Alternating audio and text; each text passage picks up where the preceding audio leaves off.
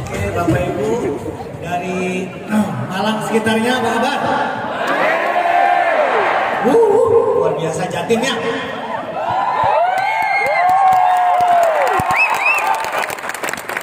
Akhirnya ada VS perdana setelah pandemi ya. Jadi kita semuanya sangat bersyukur dan sangat senang sekali. Anda semua masih hidup? Saya takutkan misalkan undangan terbuka untuk yang hidup maupun yang sudah mati kan. Takutnya loh, soalnya panitia tuh tulisnya nggak jelas. Undangan hanya untuk yang hidup gitu loh. Soalnya kita baru pandemi, Bapak Ibu kita. Guys, oke, jadi maksud saya adalah kita bersyukur kita sudah melewati pandemi dan kita masih hidup, betul tidak? Makanya kita harus fight lagi ya untuk menunjukkan kita bersyukur kepada Tuhan. Di kesempatan hilang-hilang ya, si ini mainnya hilang-hilang Pak. Ya, suaranya. Saking besarnya semangat mereka menghalangi sinyal. Gelombang Anda mengganggu gelombang dia. Jadi gelombang mainnya komplain.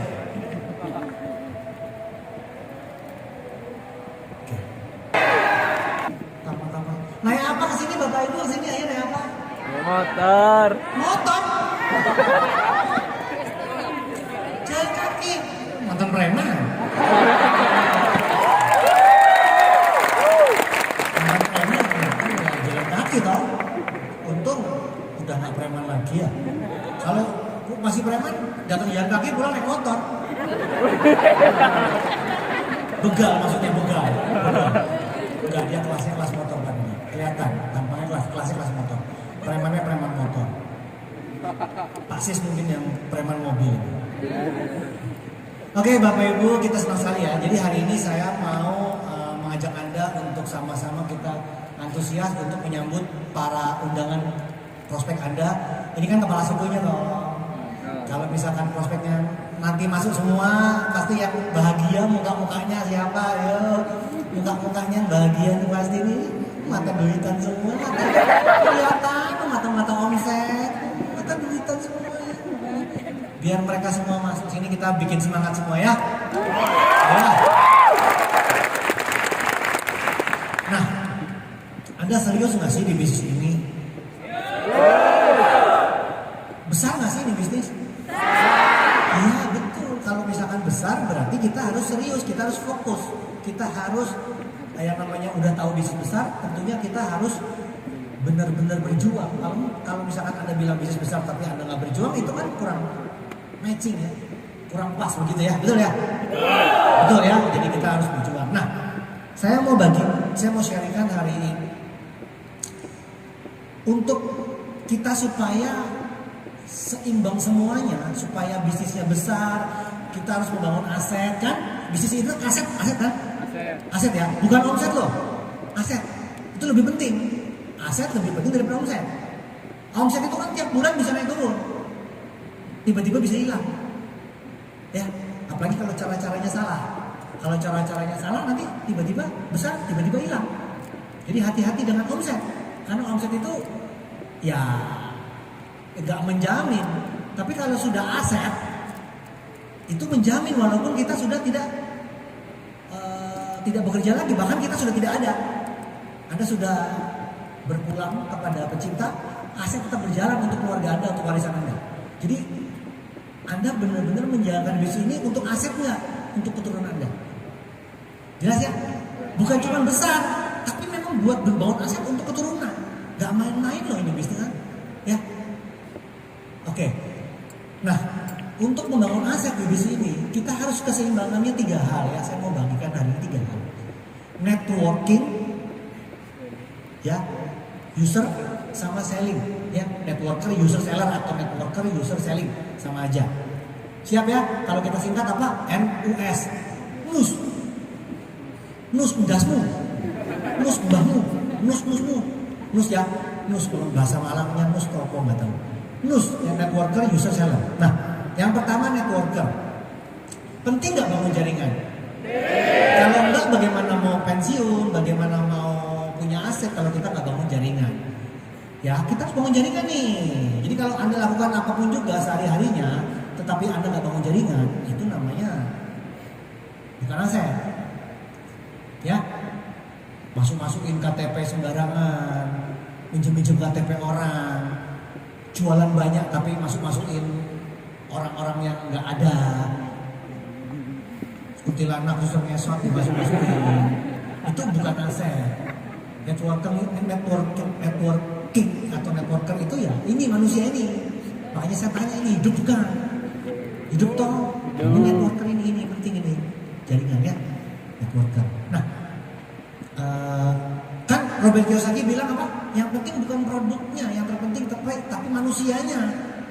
Manusianya yang punya impian, yang kita bina supaya bisa menjadi aset. Produk berikutnya, produk. Sekarang ini, produk bisa jalan sendiri nggak tanpa manusianya? Iya. Tapi kalau ada manusianya, produk bisa berjalan. Jadi yang terpenting itu manusianya dulu nih. Gitu, manusia yang punya impian sehingga bisa menggerakkan produk, begitu ya. Jadi mesti punya manusianya gitu ya. Jangan membangun dengan yang tidak ada manusianya. Nah, untuk membangun jaringan itu perlu apa sih? Kerjaannya apa kalau kita bangun jaringan? Ya, kan untuk bangun jaringan kan 773 gitu kan ya. 7 langkah, 7 kebiasaan, 3 prinsip dasar. Kalau nggak ngelakuin itu berarti salah. Ya, 7 langkah, 7 kebiasaan, 3 prinsip dasar. Itu adalah satu kesatuan yang supaya Anda bisa membangun jaringan dengan baik di sini. Tapi saya cuma mau satu aja. Yang standar tiap hari Anda lakukan apa? Kerjaannya apa tiap hari kalau mau bangun jaringan? Presentasi atau merenung? Silver planner, gold planner itu presentasi 15 kali atau 30 kali selama 3 bulan berturut-turut, betul? Presentasi, bukan presentasi 1 kali terus gagal, ditolak, merenung 3 bulan berturut-turut. Nah, itu namanya merenung planner. Ada di sini yang merenung planner? Tidak. Nanti kita panggil ke depan. Merenung planner. Saya merenung planner. Saya sangat bangga. Presentasi 1 kali teman saya ditolak dan saya merenung 3 bulan berturut-turut. Banyak loh yang seperti itu. Bukan presentasinya yang 3 bulan berturut, tapi merenungnya. Karena 1 kali presentasi gagal dipikirin aja. Kenapa ya? Sudah di target, sudah di harapkan potensi ini orang kalau join malang habis kitanya. Trenggalek, Blitar itu semuanya apa namanya lagi, kota apa sini? Sidoarjo, apa lagi satu lagi? Trenggalek, Blitar, Madura apa semua habis. Kalau orang ini join, dia kalau ngajak orang itu nggak pakai presentasi, cukup ditatap matanya semua join.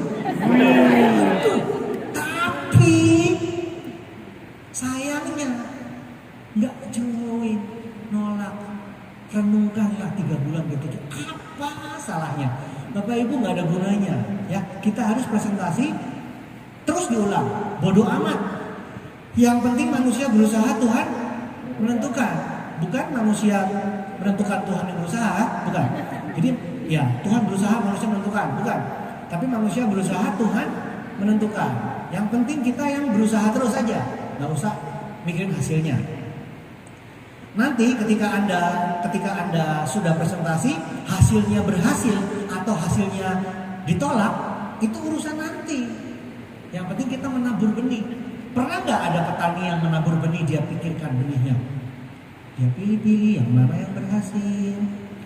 Ketika dia aduh nanti gagal, makan apa kita kalau nasinya nggak jadi-jadi? Petaninya cuma mikir mau nabur, kayaknya ini gagal. Dia pilihin untuk penabur biji-bijinya yang mana, bibit-bibitnya yang mana, yang ada muka-mukanya yang kayaknya berkembang gitu. Enggak kan? Ya kan? Tetap aja dia tabur kan? Tumbuh atau tidak urusan siapa? Urusan Tuhan. Petani berusaha. Hasilnya gimana? Hasilnya muncul padi enggak? Muncul padi, muncul nasi, kita makan. Petani aja ngerti kok. Kenapa Anda merenungkan terus, dipilih-pilih? Masa petani nabur benih terus nggak tumbuh, dia renungkan, apa salahnya? Jangan seperti itu ya.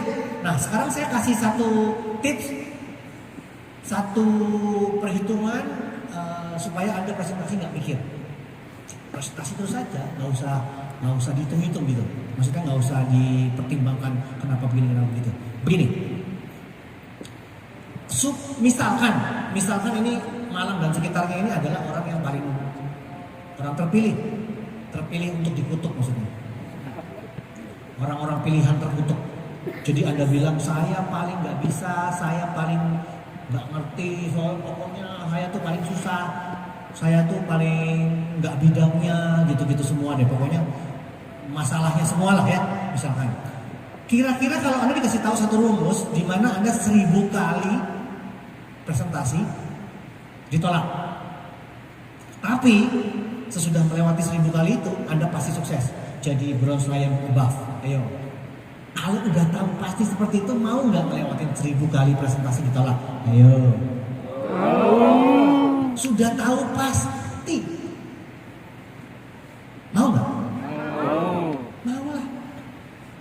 Kalau sudah janjian sama kuntilanak nanti malam jam 7 ketemu, ya kan? Malah kalau bisa ketemu jam 1 supaya dia datang ke VS toh. Ya kan? Kita WA dia, chat, kuntil, atau anak, kuntil anak, bawa suster ngesot juga sekalian. Ini pembicaranya keren loh, datang gitu. Anda takut nggak kalau Anda sudah janjian sama dia? Enggak. Ya, nggak mungkin lah, pasti keluar sana mana sih kuntil, mana gitu kan? Kok datang kan? Kalau Anda sudah janjian sama setan, janjian sama hantu, takut nggak? Nggak takut. Malah kalau nggak datang Anda cariin. Malah kuntilanaknya takut terima telepon. Betul tidak? Kita cari-cari susternya mana, ngesot-ngesot kok nggak muncul-muncul tuh loh. Dia ngesot-ngesot ngumpet dia. Ketakutan di prospek toh. Nah, jadi kalau kita sudah tahu pasti ketemu hantu, kita nggak takut toh. Ya toh. Nah, berarti kalau kita sudah tahu presentasi sudah pasti gagal, sudah pasti ditolak, takut nggak? Enggak. Ngapain takut, udah pasti ditolak kok. Memang rumusnya